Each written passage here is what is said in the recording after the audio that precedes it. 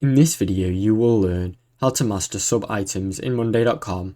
Open your board. Start by navigating to the board where you want to add or manage sub-items. Add a sub-item. Locate the item or task, then click on the small plus or add sub-item option beneath it to create a sub-item. Customize sub-item columns.